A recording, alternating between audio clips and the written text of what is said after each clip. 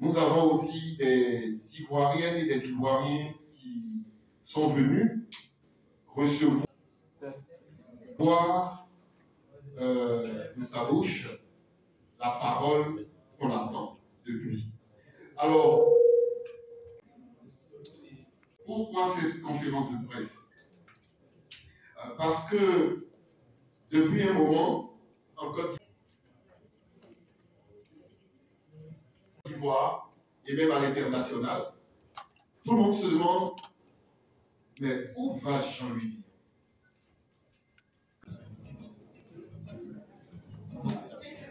Que veut Jean-Louis Billon? Et il y en a qui vont jusqu'à dire, ou alors à demander, va-t-il aller jusqu'où?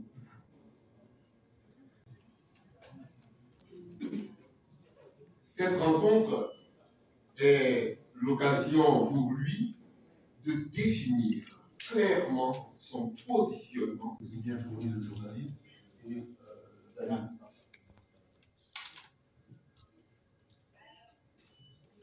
J'ai décidé de m'adresser à vous aujourd'hui, car je sais que depuis quelque temps, beaucoup attendent ce moment. Et je me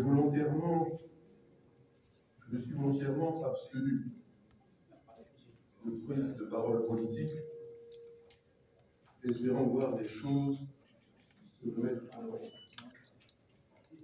dans un souci de préserver notre cohésion et l'image de notre parti. Mais les circonstances l'imposent. Nous sommes aujourd'hui à 5 mois, jour pour jour, de l'échéance présidentielle du 25 octobre 2025. L'heure n'est donc plus à l'attentisme. Il est temps de se mettre en ordre de marche. Ma déclaration aujourd'hui va s'articuler autour de 3 points essentiels.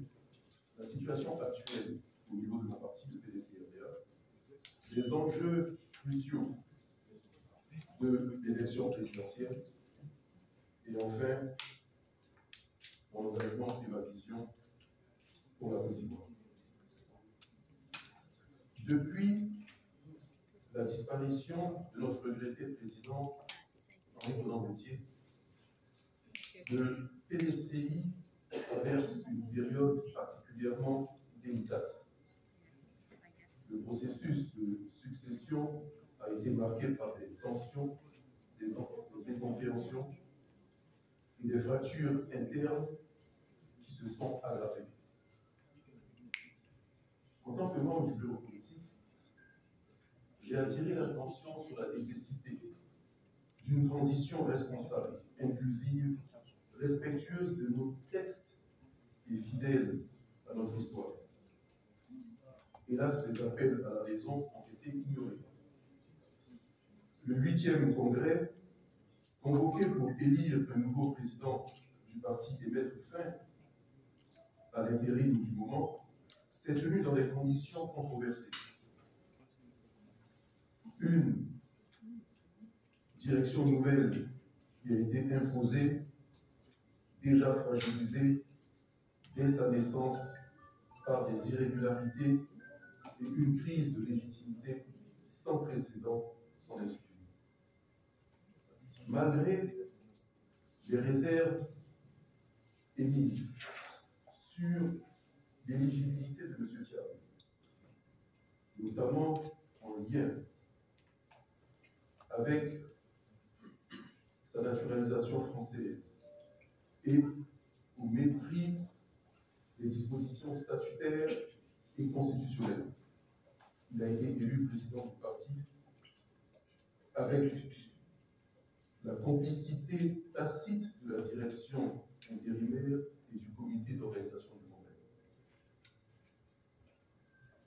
Dans un congrès acquis à cette cause, une motion fut sournoisement adoptée pour l'imposer comme le candidat naturel du PDC-RDA à la présidentielle, foulant aux pieds les ambitions légitimes telles que la mienne, dans l'attente d'une convention transparente pour solliciter le parrainage du parti. Ma déclaration de candidature candidature à la présidentielle d'octobre 2024 faite à Tabakala a déclenché une hostilité de la part de la nouvelle direction allant jusqu'à me menacer de radiation. Tous les efforts consentis pour préserver le parti à travers les années de turbulence ont été balayés, ignorés, comme si notre engagement passé n'avait plus de valeur. Face à ces soubresauts, nous sommes restés sereins, espérant que la raison finirait par prévaloir et que nous retrouverions autour d'un bureau politique pour un consensus capable de relancer la dynamique du parti. Sans cesse, nous avons demandé la reprise des chantiers initiés par notre président.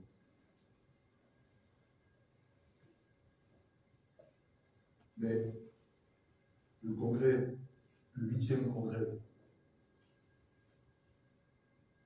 pardon, le 13e congrès ordinaire du parti, déjà bien avancé. Le toilettage de nos textes, la convocation de la convention pour désigner de manière équitable et transparente notre candidat à la présidentielle. Cette démarche visait à renforcer notre cohésion, à éviter la dispersion de nos forces et de nos voix. Mais en dépit de nos appels, le jeu était fait. Il n'y avait de place que pour M. Thiam. Nous avons pourtant alerté sur les risques liés à sa situation. Pendant des mois,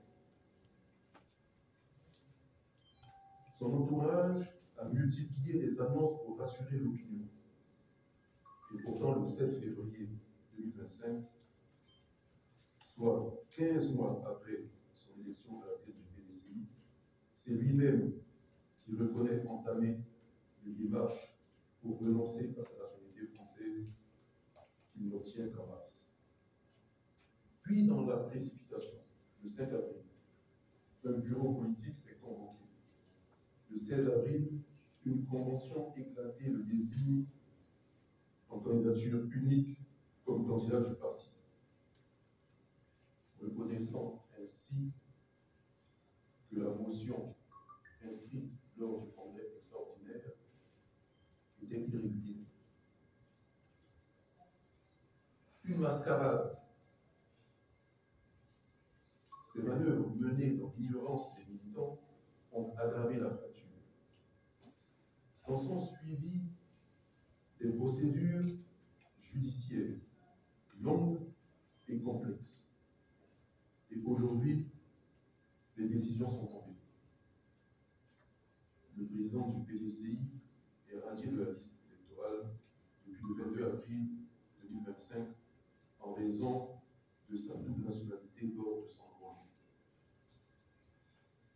Le 22 mai 2025, la justice annule le 8e congrès extraordinaire du 22 décembre 2023, ainsi que toutes les décisions qui en sont issues. À 5 mois de l'élection, le PDCI n'a pas de candidat pour la présidentielle. C'est une réalité. Nous sommes à un tournant décisif. 2025 est une chance à ne pas manquer. Dans moins d'un mois, la liste électorale sera close. La collecte des parrainages va débuter. Pendant que nos adversaires avancent, le PDCI demeure empêtré dans des querelles internes. Devons-nous rester passifs? Non.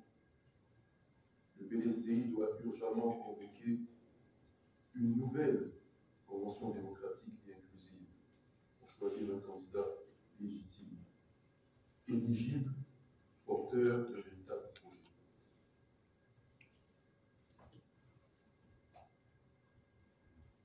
Je m'adresse à ceux qui rejettent toute alternative à l'actuelle direction. Il y a des moments où l'intérêt du parti et du pays doit primer sur les loyautés personnelles. La présidentielle de 2025 peut redonner au PDCI sa place dans la gouvernance ou signer sa fête politique. Quel que soit le candidat désigné pour une convention équitable, c'est l'unité du parti derrière ce candidat qui fera la différence. Regardons les démocraties modernes. Souvenez-vous des primaires de 2008 aux États-Unis, malgré une campagne acharnée entre Hillary Clinton et Barack Obama. Les démocrates se sont rassemblés, Obama a gagné, Hillary est devenue sa secrétaire d'État, l'unité a prévalu. Ce qui est possible ailleurs peut l'être chez nous. Nous devons nous réorganiser, désigner le meilleur d'entre nous et partir en ordre de bataille pour reconquérir le pouvoir et honorer la mémoire de Félix Houphouët-Boigny et d'Henri Konan-Bédier. Le PDCI ne peut se permettre de rater l'échéance de 2025. Ce serait une abdication totale. Mesdames et messieurs, je le dis clairement, mon ambition pour la Côte d'Ivoire est intacte. Je suis plus que jamais déterminé à aller à la conquête du pouvoir, non par ambition personnelle, mais en réponse à l'appel des Ivoiriens qui aspirent au changement. Il faut écouter le peuple côte d'Ivoire, l'entendre. Depuis l'Assemblée nationale, depuis la Chambre de commerce, depuis tous les postes électifs, j'ai porté vos voix, celles des agriculteurs, celles des femmes, celles des jeunes, celles des oubliés de la République. Aujourd'hui, je veux passer à une autre étape.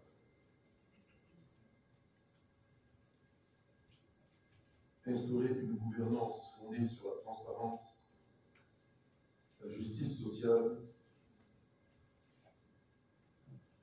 le principe de préférence nationale, ivoirien d'abord, le mérite et l'équité dans l'accès aux ressources et aux fonctions. Mon projet pour la Côte d'Ivoire, réformer l'État pour qu'il serve, valoriser l'agriculture, la jeunesse et la diaspora, moderniser les infrastructures et mener la transition numérique. Redonner à notre pays un rôle moteur.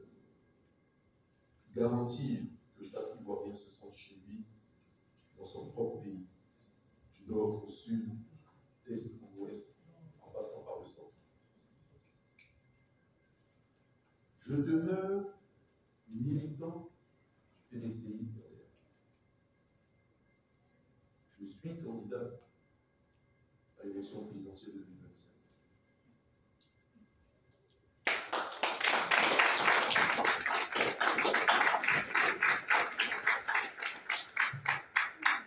Pour le PDCI.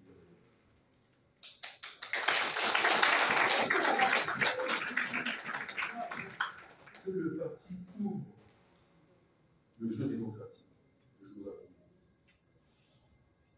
Dans tous les cas, je prends mes responsabilités. Je n'abandonnerai pas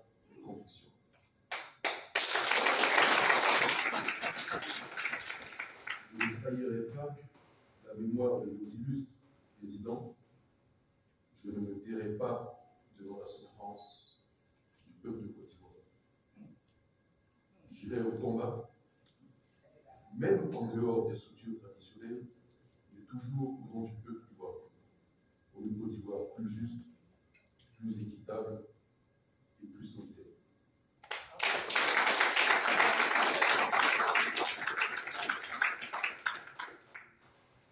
Dès à présent, nous entamons de grandes tournées à travers le pays.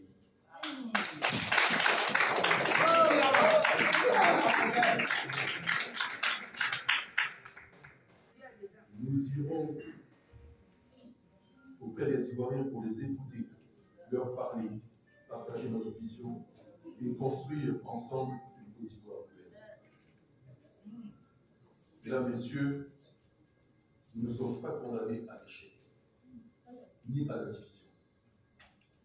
Nous pouvons faire de cette crise une opportunité pour réinventer le PDCRDA, pour réconcilier les Ivoiriens, pour refonder notre démocratie. Personne ne doit être exclu. Je tends la main, je propose un cap, une méthode, une vision. Relevons-nous, rassemblons-nous, gagnons ensemble pour une Côte d'Ivoire plus juste, plus forte, plus solidaire. Merci à tous pour votre attention. Je suis à votre entière disposition pour répondre aux questions.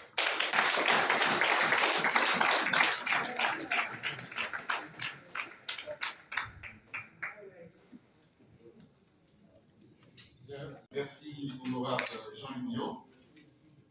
Maintenant, nous allons passer à la phase que les journalistes attendent et que tout le monde attend, c'est la phase des questions. Alors, vous aurez tout le temps de poser toutes les questions que vous voulez, mais nous allons poser les questions par série.